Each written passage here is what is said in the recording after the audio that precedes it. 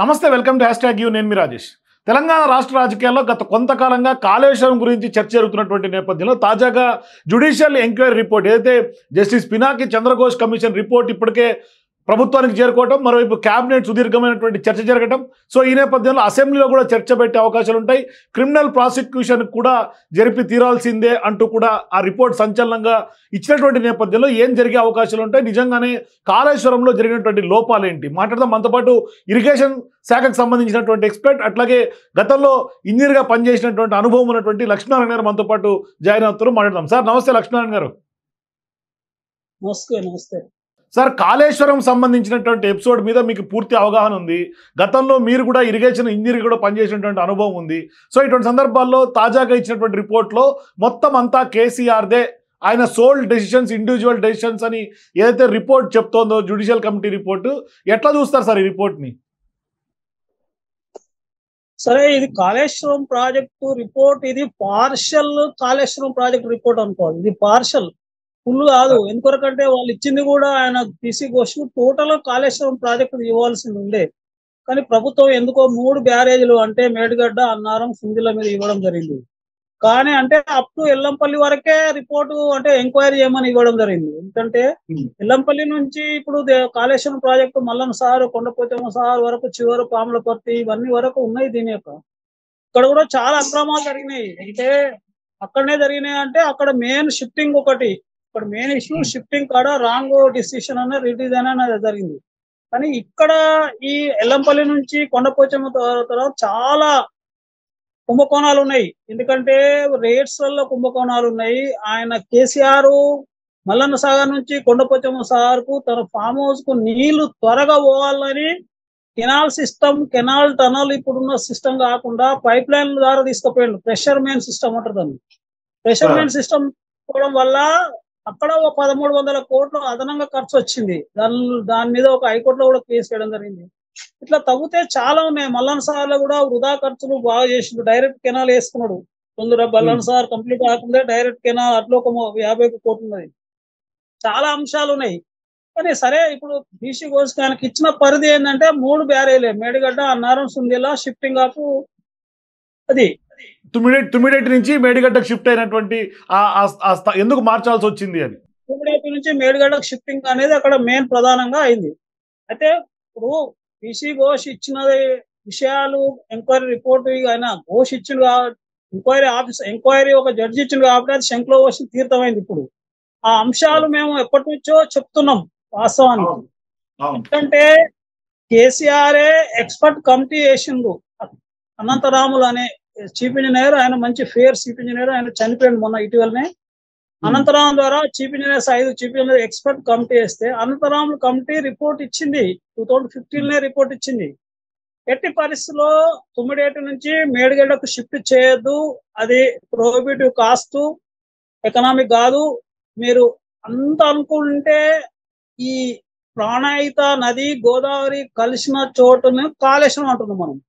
దాని పైన ఒక వేములపల్లి అని ఉంటది సైట్, ఆ వేములపల్లి సైట్ కన్నా షిఫ్ట్ చేసి డైరెక్ట్ వేములపల్లి నుంచి ఎల్లంపల్లికి లింక్ చేయండి.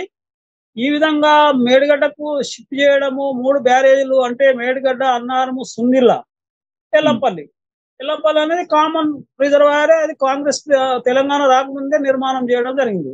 ఆ మార్పు ఏంటంటే తుమ్మిడేటి నుంచి ఎల్లంపల్లికి లింక్ ఉండే. తుమ్మిడేటి నుంచి ఎల్లంపల్లి ఆల్మోస్ట్ ఆల్ ఒక 71 కిలోమీటర్ గ్రావిటీ కెనాల్ వర్క్ అయింది. దాని మీద దాదాపు 1870 కోట్లు కూడా ఖర్చు చేయడం, సుమారు 2000 కోట్లు ఖర్చు చేయడం జరిగింది. అయితే ఇక్కడ జరిగిన పెద్ద పొరపాటు ఏంటంటే కేసీఆర్ చాలా తప్పిదం చేసిండు. ఎందుకంటే ఇప్పుడు మేడిగడ్డ అండ్ ఎల్లంపల్లి లెవెల్ 50 మీటర్లు తేడా ఎత్తు డౌన్ ఉంటది. మేడిగడ్డ, ఎల్లంపల్లి. ఆ తుమ్మిడేటి అనేది ఇంచుమించు సమానం లెవెల్ ఉంటాయి ఎల్లంపల్లికి. అంటే సమానం తల మీద నుంచి నీళ్లు తల మీద తీసుకురావాలి ఎల్లంపల్లి కానీ. అయితే ఇక్కడ జరిగింది ఏంటంటే కేసీఆర్ అనాలోచితంగా మేడిగడ్డ, తుమ్మిడేటి నుంచి మేడిగడ్డ సైడ్ షిఫ్ట్ చేయడం పొరపాటు చేసింది. సరే, ఇప్పుడు అక్కడ తుమ్మిడేటి దగ్గర ఏంటంటే అభ్యంతరం ఏంటంటే మహారాష్ట్ర వాళ్ళు అభ్యంతరం పెడుతుండ్రు. మహారాష్ట్రలో అభ్యంతరం పెడుతుంటే అక్కడ కూడా అగ్రిమెంట్ చేసుకొని వచ్చిండు 148 లెవెల్కి. ఇక్కడ కూడా 140 100 మీటర్ల లెవెల్ కు అగ్రిమెంట్ చేసుకున్నాం మేడిగడ్డ దగ్గర. ఆ 145 లెవెల్, ఇక్కడ 100 లీటర్ల లెవెల్ అంటే మహారాష్ట్ర వాళ్ళు ఇంటెలిజెన్స్ గా నది ఒడ్డుల మీద ఏమాత్రం నీళ్లు ఆపడానికి పర్మిషన్ ఇవ్వలేదు. నది ఒడ్డుల మందమే 148 అక్కడ ఒడ్డుల మందం నీళ్లు ఆపుతుంది నదిలో. ఈడ కూడా కాళేశ్వరం కాడ అంటే ఈ మేడిగడ్డ కాడ కూడా నడి ఒడ్డుల మందమే నీళ్లు ఆపడానికి పర్మిషన్ ఇచ్చారు వాళ్ళు.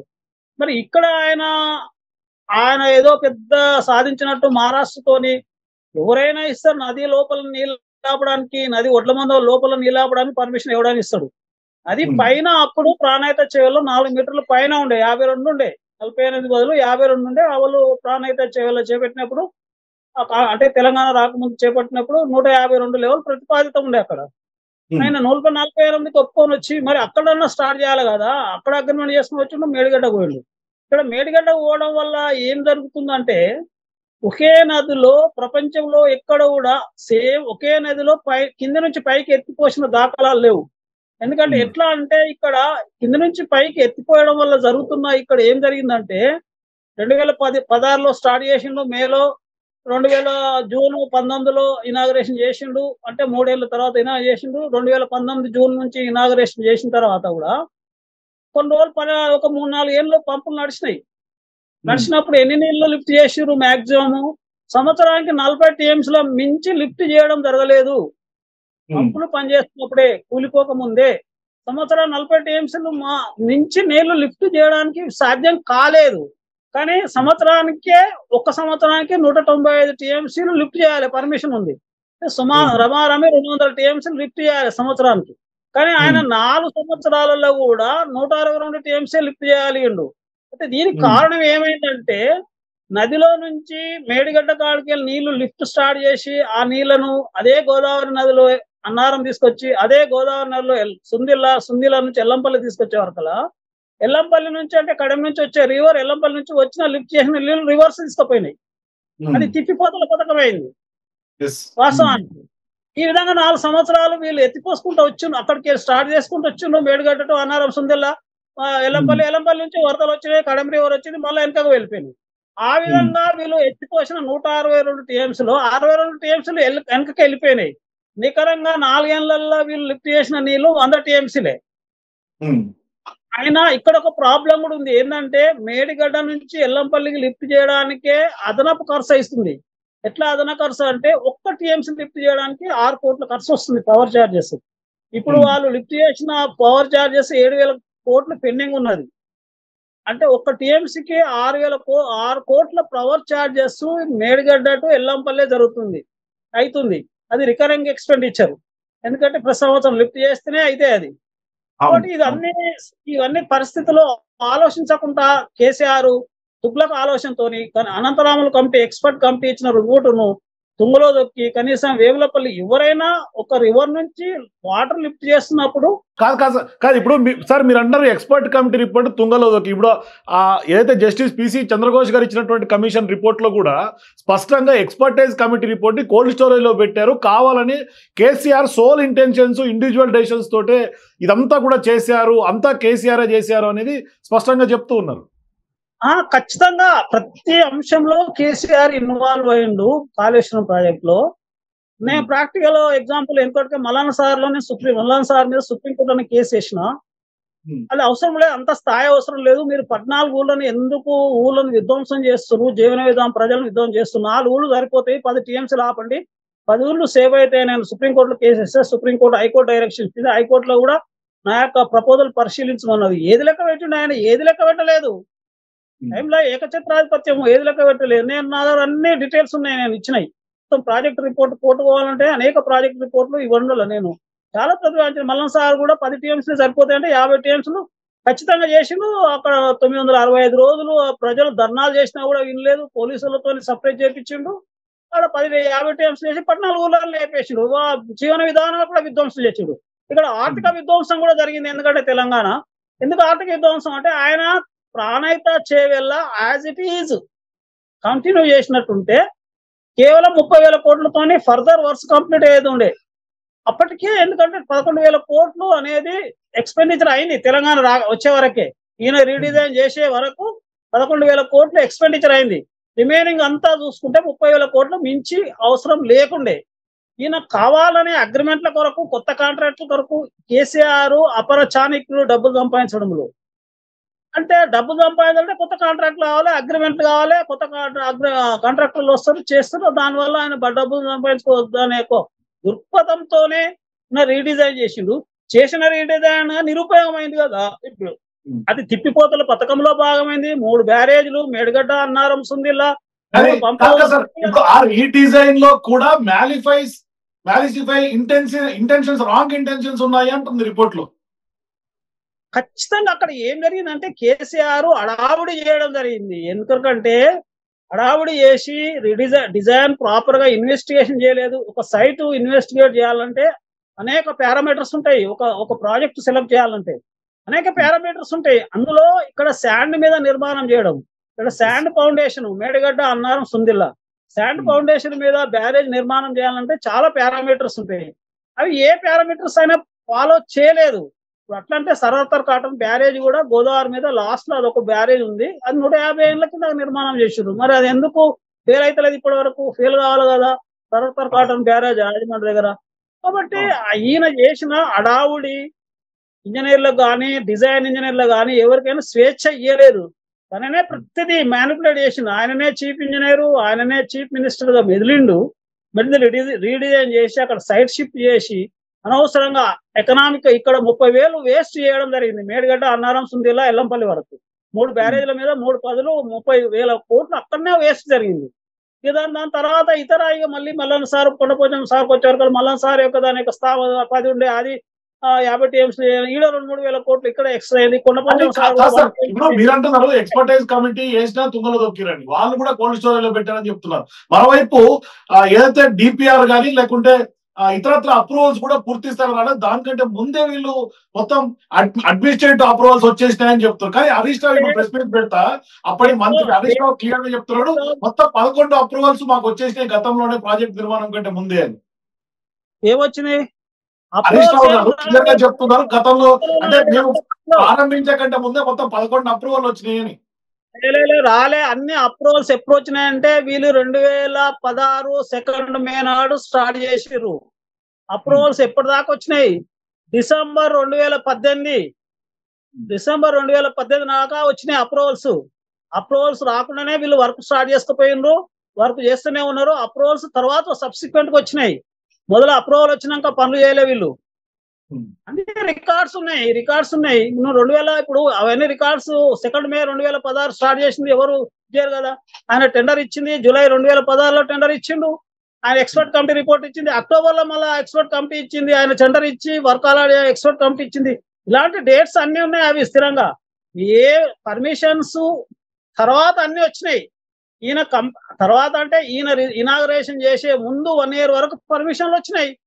కాబట్టి ఆ సెంట్రల్ గవర్నమెంట్ కూడా నేషనల్ హోదా ఇవ్వమంటే మీరు అది పనులు చేసుకుంటా పోతున్నారు. మేము ఎట్లా నేషనల్ హోదా ఇస్తాం, డబ్బులు ఎట్లా ఇస్తాం, వాళ్ళు బుకాయించరు. అది సహజం కదా. నువ్వు వర్క్ నేషనల్ ప్రాజెక్టు డబ్బులు అడిగినప్పుడు సెంట్రల్ గవర్నమెంట్ వర్క్ నువ్వు అమౌంట్ వచ్చిన తర్వాత వర్క్ చేస్తేనేమో అది వాళ్ళు ఇస్తారు. నువ్వు 80% వర్క్ కంప్లీట్ చేసినాక వాళ్ళు ఏమంటే ఇస్తారు? నేషనల్ హోదా ఎట్లా ఇస్తారు వాళ్ళు?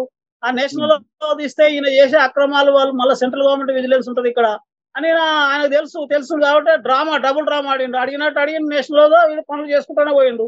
ఈయన అనేక అక్రమాలు ఇక్కడ రేట్లలో కూడా అనేక అక్రమాలు చేసి పంచుకున్నారు ప్రాజెక్ట్ వైజ్. ఇప్పుడు మల్లన్న సార్ కవితకి ఇచ్చిన కాంట్రాక్టర్లు తెలుసు, నాకు నాలెడ్జ్ ఉంది. వర్క్ బిల్ రాగా కవిత బట్ట చెప్తారు. ఇంకో ప్రాజెక్టు హరీష్ రావుకి ఇచ్చిన కేసీఆర్. ఇట్లా మనిషికో ప్రాజెక్టు పంచుకున్నారు. కాళేశ్వరం మీద పంచుకొని డబ్బులు బాగా సంపాదించుకున్నారు. ఖచ్చితంగా డబ్బులు సంపాదించుకున్నారు వీళ్ళు. ఒకటి ఏంటంటే దీని సాదృశ్యం ఏంటంటే తెలంగాణ వచ్చిన తర్వాత చేపట్టిన ప్రాజెక్టు నార్త్ తెలంగాణలో ఇది ఒకటే కాళేశ్వరం ప్రాజెక్ట్. ఇది ఫెయిల్ అయిపోయింది. అయినా ప్రత్యేకంగా ఫామ్ హౌస్ కు త్వరితగతిగా తీసుకుపోయింది నీళ్లు. ఫామ్ హౌస్ కి అయితే కొండపోచం సార్ నుంచి తీసుకుపోయిండు. ఫామ్ హౌస్ చుట్టూ అనేక 2-3-4-5 కుంటలు డెవలప్ చేసుకున్నాడు. అక్కడ పాండురంగ సాగరు ఇతర కుంటలు ఆయన చుట్టూ ఫామ్ హౌస్ చేసుకుంటూ చెక్ డ్యామ్లు కట్టించుకుంటూ ఫామ్ హౌస్ దగ్గర ఆ ఫామ్ హౌస్ కు కెనాల్స్ మంచిగా సమృద్ధి చేసుకున్నాడు. సరిగా రోడ్లు అంటే మీరు ఫామ్ హౌస్ చూస్తే ఎన్ని రిక్కేల రోడ్లు, డబుల్ రోడ్లు మీద చూడొచ్చు. ఇదంతా ఇంత స్వార్థం అనేది రాజకీయం. అధికారుల తప్పిదం ఉంది కేసీఆర్ అండ్ అప్పట్లో ఉన్నటువంటి హరీష్ రావు గారు, ఈటల రాజేందర్ అంటే అందరూ కూడా పూర్తిగా తప్పిదం అనేది రిపోర్ట్ చేసింది. సో ఇప్పుడు క్రిమినల్ ప్రాసిక్యూషన్ చేయాలంటే ఎవరిని చేయాలి? అధికారులను చేయాలా, కేసీఆర్ ను చేయాలా లేదంటే కనుక అప్పటి మంత్రులు చేయాలా? ఇప్పుడు ఇందులో పాత్రదారులు ఫస్ట్ కేసీఆర్, తర్వాత హరీష్ రావు, సరే ఫైనాన్స్ మినిస్టర్ ఈటల రాజేందర్, తర్వాత ఈ ఇంజనీర్లు ఎవరు, సెక్రటరీ, ప్రిన్సిపల్ సెక్రటరీ ఇప్పుడు ఎస్కే జోషి కానీ, తర్వాత సబర్, అదే ఎస్కే జోషికి బుద్ధి ఉండాలి. ఆయననే ప్రాణహిత చేయాలి అప్రూవల్ చేస్తాడు, మళ్ళీ ఆయననే కాళేశ్వరం ప్రాజెక్టు రీడిజైన్ అప్రూవల్ చేస్తాడు. ఒకే ఆఫీసర్, ఐఏఎస్ ఆఫీసర్, ఒకే మురళీధర్ ఆయన కూడా అప్పుడు ప్రాణహిత చేయాలి అప్రూవల్ చేసి పనులు చేయిస్తారు, 25% కంప్లీట్ అవుతుంది. మళ్ళీ ఆఫీసర్లే మళ్ళీ రీడిజైన్ చేస్తారంటే ఆఫీసర్ల డబుల్ స్టాండర్డ్ కాదా? ఎవరికి తెలియదు, తెలుసుకోవాలి కదా.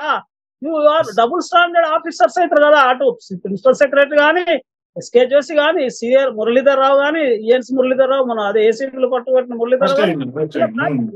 ఒకసారి ఒక ప్రాజెక్ట్ స్టార్ట్ అయింది, 20% వర్క్ కంప్లీట్ అయింది, మళ్ళీ దాన్ని రివైజ్ ఎట్లా చేస్తారు మీరు? ఆయన సీఎం చెప్పినంత మాత్రం చెప్పాలి కదా, రివైజ్ చేయకూడదు చెప్పాలి కదా.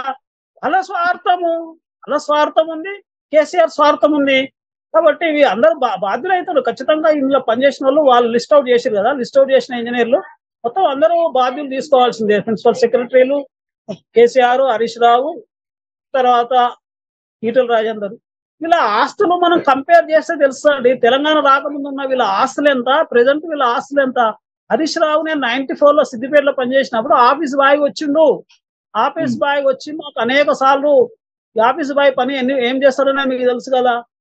మరి అటువంటి వాడు ఆఫీస్ బాయ్ వచ్చిన హరీష్ రావు ఇవాళ 1000 కోట్లు ఎట్లా వచ్చినాయి హరీష్ రావుకు? కేటీఆర్కి ఎక్కడికి వెళ్ళి వచ్చినాయి, కవితకి ఎక్కడికి వెళ్ళి వచ్చినాయి, కేసీఆర్కి ఎట్లా వచ్చినాయి డబ్బులు? అవి వైట్ పేపర్ సబ్మిట్ చేయమని. ఇవన్నీ కాళేశ్వరం మీద సంపాదించినాయి. కానీ ఇప్పుడు కాంగ్రెస్ పార్టీ ప్రభుత్వం అసెంబ్లీలో చర్చ పెట్టడం ద్వారా మరి కేవలం ప్రజల్లో బద్నాం చేయడం కోసం మాత్రమే అనేది బీఆర్ఎస్ వాదన. టీఆర్ఎస్ వాళ్ళకి దొరికేదే అది. ఏమంటారు అంటే మమ్మల్ని ప్రజల మధ్యన బదనాం చేస్తారు. Kaleshwaram life line of Telangana అంటే, Kaleshwaram life line of Telangana అంటే, కాళేశ్వరం అంటే కేసీఆర్ స్టార్ట్ చేయలేదు. తెలంగాణ రాకముందే ప్రాణహిత చేవేల ద్వారా అప్పటికే ఇన్స్టిట్యూట్ ఆఫ్ ఇంజనీర్స్ దాని యొక్క ఎక్స్పర్టైజేషన్ తోని ఆ మొత్తం ప్రాజెక్టును ఎవాల్వ్ చేసిర్రు, రూపకల్పన చేసిర్రు. చేసిన దాన్ని నువ్వు అనవసరంగా రీడిజైన్ చేసినావు. నువ్వేదో కొత్త పేరు మార్చంగానే నువ్వు చేసినట్టు ఆ ప్రాజెక్టు ఆల్రెడీ తెలంగాణ రాకముందే ప్రాణహిత చేవేల డిసెంబర్ 2008లోనే ఇనాగరేషన్ అయింది. వర్క్స్ 28 ప్యాకేజీల వర్క్ స్టార్ట్ అయినాయి కదా. నువ్వు రీడిజైన్ చేయవల్ల అనవసరంగా ఒక 80-90 ఇప్పుడు 10-11 వేల అక్కడ 5-6 వేల కోట్లు వర్క్ వేస్ట్ అయింది. స్టార్టింగ్ లో 2,000 కోట్లు canal, gravity canal, Tummidihatti to Yellampalli మధ్యన. తర్వాత ఇక్కడ కొన్ని టనల్స్ ఇప్పుడు చేవేల సైడ్ ఇవన్నీ సైట్ మార్చడం షిఫ్ట్ చేయడం వల్ల అనేక కోట్లు, 1000 కోట్లు వేస్ట్ అయినాయి. మరి అట్లా ఎట్లా వేస్ట్ చేస్తావు? చేయదు కదా. ఒక ప్రాజెక్టును, ఆ ప్రాజెక్టు ఉన్న ప్రాజెక్టు కంటిన్యూ చేయాలి. ప్రభుత్వాలు మారినా కానీ ప్రభుత్వాలు మారంగానే రీడిజైన్ చేసి అగ్రిమెంట్ల కొరకు, కాంట్రాక్ట్ల కొరకు చేస్తారా? ప్రజాధనం అది కూడా అప్పుతో తీసుకొచ్చింది కదా. ఇక్కడ గణాంకాలు మనం పరిశీలిస్తే ఏంటంటే, కాళేశ్వరం నిజానికి తెలంగాణ వచ్చిన తర్వాత నికరంగా 30,000 లోపల కంప్లీట్ అయ్యేది. 35 అనుకుందాం. కానీ ఇవాళ గణాంకాలు అంటే 96,000-97,000 ఖర్చులో ఇప్పుడు ఎక్స్పెండిచర్ అయిన దానిలో కాళేశ్వరంలో 34,000 స్టేట్ బడ్జెట్ అండి. 34,000 స్టేట్ బడ్జెట్, 80,000 దాకా అప్పులు తీసుకొచ్చారు. అంటే వీళ్ళు 34,000 స్టేట్ బడ్జెట్ తోనే కంప్లీట్ అవుతుండే కదా, అప్పులు చేయవలసిన అవసరం ఉండకపోతుండే కదా. మరి వీళ్ళు అనవసరంగా రీడిజైన్ చేసి, వాళ్ళ స్వార్థానికి రీడిజైన్ చేసి అప్పులు చేసుకొచ్చి ఇప్పుడు నెలకు 6,000 రూపాయలు పేమెంట్ చేయాల్సి వస్తుంది కదా. ఇప్పటికే 29,000 కోట్లు పేమెంట్ చేసిండ్రు ఈ గవర్నమెంట్ వచ్చిన తర్వాత. ఏ ప్రభుత్వం వచ్చినాక పాత గవర్నమెంట్ చేసిన అప్పును వీళ్ళు తీర్పాలి కదా. మరి తీర్చడానికి ఉపయోగం ఏమైంది? దాదాపు 1,00,000 కోట్లు నువ్వు ఖర్చు పెట్టిన దానిలో స్టేట్ బడ్జెట్ 34,000 కోట్లు గణాంకాలు ఉన్నాయి. 34,000 కోట్లు స్టేట్ బడ్జెట్ ఉంది. నువ్వు రీడిజైన్ చేయాలి, అదే స్టేట్ బడ్జెట్ కంప్లీట్ అయింది. అప్పులు పోవాల్సిన అవసరం ఉంది కదా నువ్వు. ఎందుకంటే నాన్ ఫైనాన్షియల్ ఇన్స్టిట్యూషన్ ద్వారా అప్పులు తీసుకొచ్చి, అధికారులకు అప్పులు తీసుకొచ్చి ఏం ఉద్ధరించడం నువ్వు? అది ఏమన్నా సక్సెస్ అయిందా? ఇప్పుడు అది ఫెయిల్యూర్ అయిపోయింది. ఇప్పుడు అది అక్కడ మేడిగడ్డ అక్కడ రిపేర్ చేసినా కూడా అది తిప్పిపోతాల పథకంలో ఉంది, అది ఉపయోగం కాదు. ఆడ రిపేర్ చేస్తే ఇంకో దగ్గర బల్ల బుంగలు పడతాయి. ఖచ్చితంగా 3 ఫెయిల్యూర్ బ్యారేజ్లే, మేడిగడ్డ, అన్నారం, సుందిల్లా 3 ఫెయిల్యూర్ అయిపోయినాయి. అవి వృధా, 30,000 కోట్లు వృధా, నికరంగా అక్కడనే వృధా అయింది. ఇంకా ఇక వీళ్ళు ఎంక్వైరీ పెట్టలేదు. అది ఎల్లంపల్లి నుంచి కొండపోచమ్మ దగ్గర అనేక కుంభకోణాలు ఉన్నాయి వీళ్ళు చేసినాయి. అది ఎంక్వైరీలో రాలేదు. ఇప్పుడు మొత్తం ఇదంతా ఎపిసోడ్ చూస్తా ఉంటే ఇప్పుడు ఏం జరిగే అవకాశాలు ఉంటాయి? భవిష్యత్తులో కేసీఆర్ జైలు పోయే అవకాశాలు ఉంటాయా? ఖచ్చితంగా. ఇప్పుడు వాళ్ళు ఏదైనా కూడా తప్పు చేసిన వాళ్ళు కేసీఆర్ గానీ హరీష్ రావు గానీ ఇప్పుడు సరే ఆయన ఫైనాన్స్ మినిస్టర్ గా ఇటుల రాజు ఏదైనా తప్పు చేసిన వాళ్ళు ఆయన పీరియడ్ లో కేసీఆర్ ఏ అధికారి ఏ ఇంజనీర్ ఎదురు మాట్లాడాలి ఆయన చెప్పినట్టే చేయాలి ఆ విధంగా చేయడం జరిగింది. ఏ ఇంజనీర్స్ కు స్వతంత్రం అంటే ఇండిపెండెంట్ ఇవ్వలేదు, ఇంజనీర్స్ కు ఎక్స్పర్ట్స్ కు ఇవ్వలేదు, డిజైన్ కు ఇన్వెస్టిగేషన్ ప్రాపర్ చేయలేదు, హడావుడి చేసిండు. హడావుడి చేయడం వల్ల హడావుడిలో ఎట్లా చేస్తారు design central design organisation design వాళ్ళకు హడావుడి చేయడం ఎగ్జిక్యూషన్ హడావుడి చేయడం. ఒకటే రోజు 27,000 క్యూబిక్ మీటర్ల మట్టి పోసారు. డిసెంబర్ 27, 2016 నాడు 27,000 క్యూబిక్ మీటర్లు కంకర గుమరిస్తున్నాడు ఒకటే దానిలో మేడుగడ. ఎట్లా గుమరిస్తారు? అంత హడావుడి చేయాల్సిన ఉంటుంది. అంత హడావుడి పనుల వల్లనే అట్లా ఆ విధంగా జరిగింది.